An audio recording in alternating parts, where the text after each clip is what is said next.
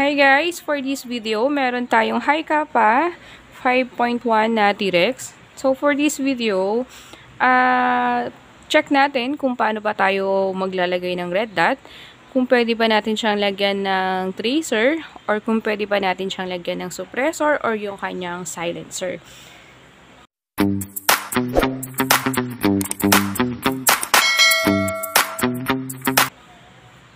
Okay, so for this video guys, ayan, kabitan natin ng red dot yung ating unit.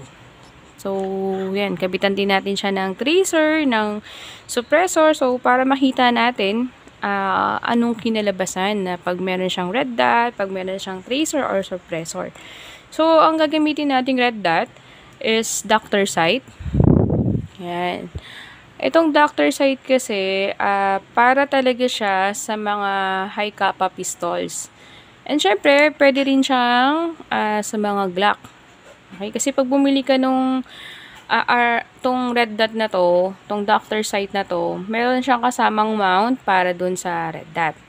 Okay? Pero syempre, itong si T-Rex, pag bumili ka na ito, sa box kasi niya, meron siyang kasamang mount. Ayan. So, may mount na siya. Ikakabit na lang natin yung red dot. So, yung mount na to, fit siya para sa Dr. Sight na red dot. Okay, hindi siya fit sa RMR. Sa Dr. Sight na red dot siya pwede. Okay, so paano ba natin ikakabit to? So, kung napanood nyo na guys yung video natin sa Brontosaurus, so, ganun din naman guys yung pamamaraan ng pagkabit. Okay, so ito ang ating sight. Dito natin ilalagay yung ating red dot. So, kailangan tatanggalin muna natin yung sight na nandyan para maikabit natin yung ating red dot. Okay. So, screw lang natin to guys hanggang sa matanggal. So, kailangan pag iniikot natin siya, medyo nakaalala itong thumb natin kasi meron yung maliit na spring. So, para maingatan na hindi siya tatalsik, ganyan. Ayan. So, ayun, natanggal na natin. So, pag natanggal na natin yan, dahan-dahan mo siyang ipitawan. Ayan. So, yan yung spring na kaya natin siya kailangan hawakan. Kasi para lang maingatan, hindi siya tumalsik. Tapos, meron siyang maliit na screw. So, gamit din tayo ng screw para matanggal din natin yan.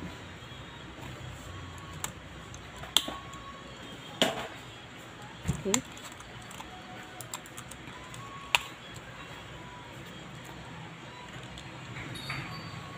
Ayan. So, ikutin lang natin siya hanggang sa matanggal na natin yung sight.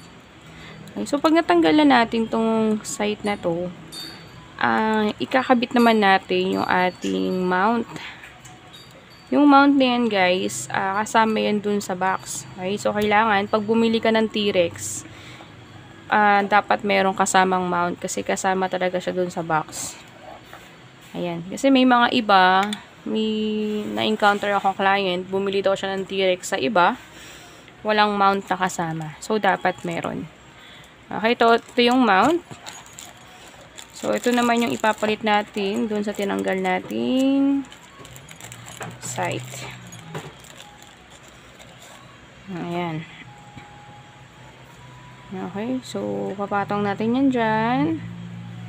Tama ba? Ayan. Ayan. So, pag napatong na yan, meron din yung kasamang screw.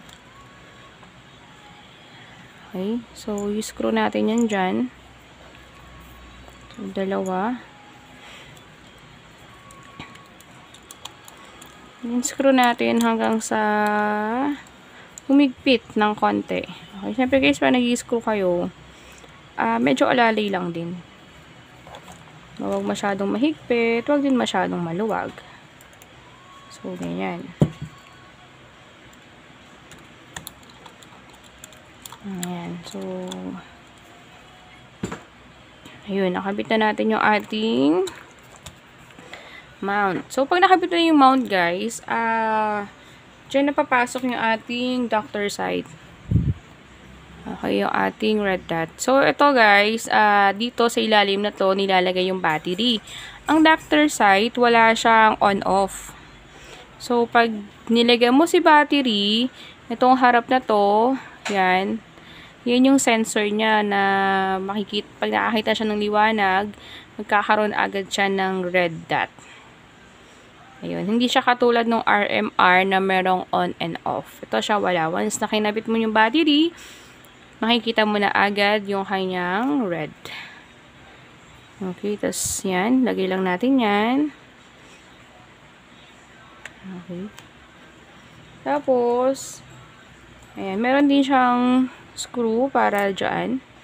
Yung screw lang natin. Ito naman, gagamit tayo ng allen. Okay. Ayan. So, screw lang natin. Oops. Screw natin siya hanggang sa humigpit ng konti. Okay. So, huwag nyo masyadong higpitan. Saktong higpit lang. Ayan, huwag din naman masyadong maluwag. Okay. Ayan. So, ito guys.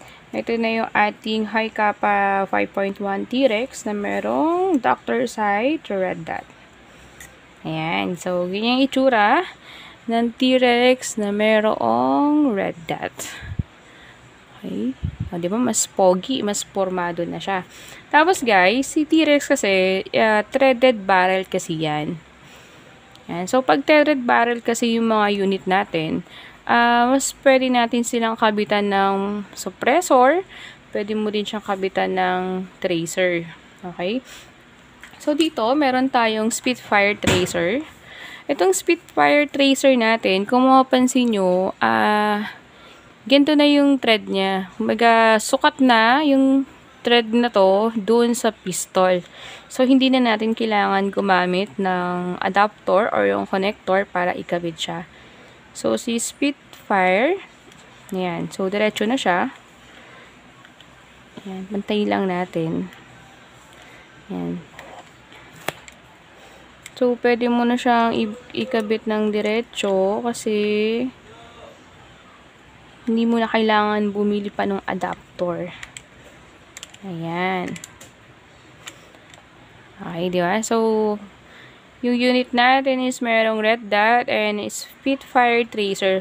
Itong Spitfire tracer, guys, ayan yung merong fire effect.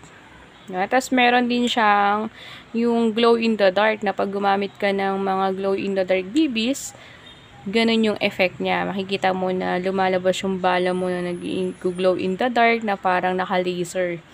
Tapos, meron din siyang fire effect na kahit gumamit ka ng mga ordinary BBs, makikita mo pa rin yung fire effect niya.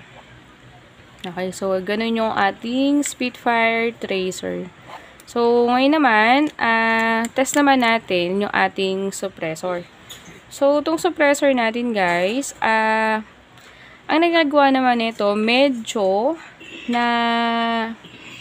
nasusuppress niya yung sounds. Okay? So, medyo humihina yung ingay nung unit natin. Pero, syempre ito guys, hindi siya katulad ng Spitfire na may ready adapter na ikakabit mo na lang. Ito siya, kailangan mong may ganito ka, may adapter ka na kasama. Okay, kasi ito yung gagamitin natin para makabit natin itong suppressor dun sa pistol na unit natin. So, first, kabit natin tong adapter dun sa ating threaded barrel. Ayan. Then, saka natin may kakabit yung ating suppressor.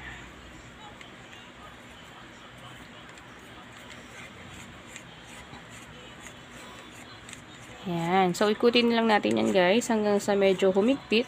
Tapos, pag napansin mo na medyo humigpit siya, meron kasi yung kasama ang allen. Itong allen na to, gagamitin natin to para mahigpitan yung ating adapter. So, merong maliit na butas dyan. Shoot lang natin yan. Then, higpitan lang natin. Ayan, okay. So, ito naman is, ayan, unit with Dr. Sight and suppressor. So, si T-Rex, guys, pwede mo siyang pormahan pa eh. So, sa ilalim kasi, meron pa siyang railings. Yung railings na yan, guys, pwede mo yung kabitan ng flashlight or any accessories na pwede mong i-attach dyan. Ayan. So, dun sa mga nagtatanong kung pwede bang lagyan ng red dot at kung paano ba natin ikinakabit ang red dot dun sa unit. Yun guys, panoodin nyo tong video na to para, ayun, makita nyo kung paano. Tapos, dahil sa threaded barrel ang unit natin, pwede mo siyang lagyan ng Spitfire and suppressor. So, yun guys, itong unit na to is available naman to sa shop natin. So, message nyo lang kami. Ayan, para ma-process natin yung order ninyo. So, yun guys, thank you for watching. Until next video. And, huwag nyo kalimutan i-subscribe yung ating YouTube. Ayan, para mas marami pa tayong unit na pwedeng i-test and i-demo or tutorial. Ayan, so kung may mga request kayo kung gawa natin ng video, ganyan, PM nyo lang ako or mag-comment lang kayo sa video na to. So, yun guys, thank you for watching and God bless.